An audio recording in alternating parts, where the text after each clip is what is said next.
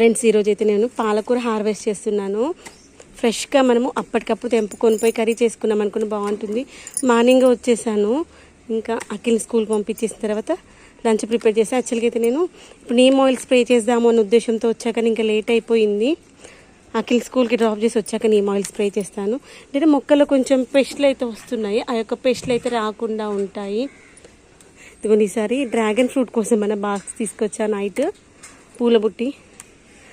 కానీ ఇంకా అవి ఇంకొంచెం మక్కాలి, ఇంకో 2 days. చూడండి ఎంత ఫ్రెష్గా ఉందో కదా, ఎంత హ్యాపీగా అనిపిస్తుంది సార్ ఇలా ఫ్రెష్గా ఉన్న ఆకులు అప్పటికప్పుడు తెంపుకుంటే.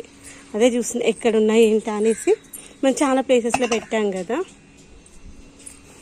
వచ్చినవన్నీ తెంపేసుకుందాం.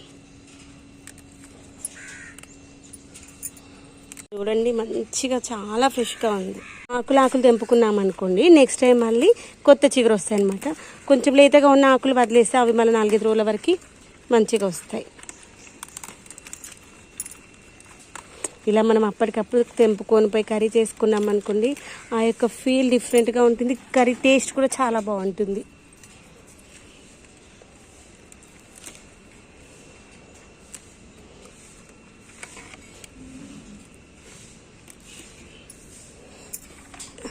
పిల్లలకైనా మనకైనా వారంలో ఒక 2 సార్లు లేదా 3 సార్లు అయినా కానీ ఆకుకూరలు తీసుకుంటే ఆరోగ్యానికి మంచిది. ఇంకా దాంట్లోనూ ఆకుకూరలు మనం పండించుకుంటే ఇంకా మంచిది, ఎందుకంటే ఎలాంటి మందులు వేయకుండా పండిస్తాం కదా.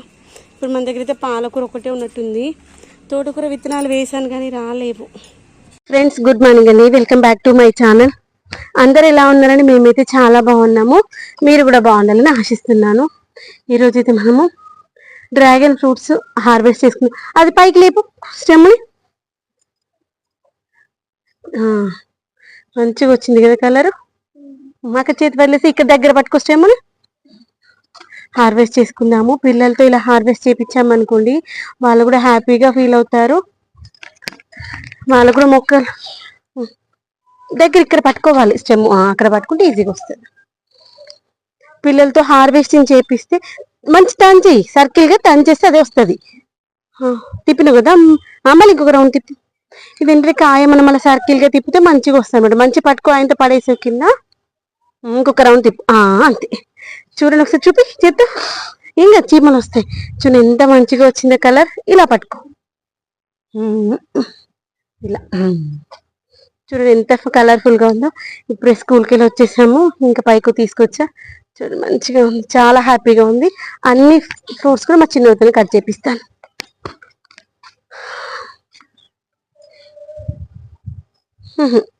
ఇది పైనది ఉండని ఆ లాస్ట్ స్టెమ్ తీసుకుందాం, నేను తీసి ఇవ్వాలా.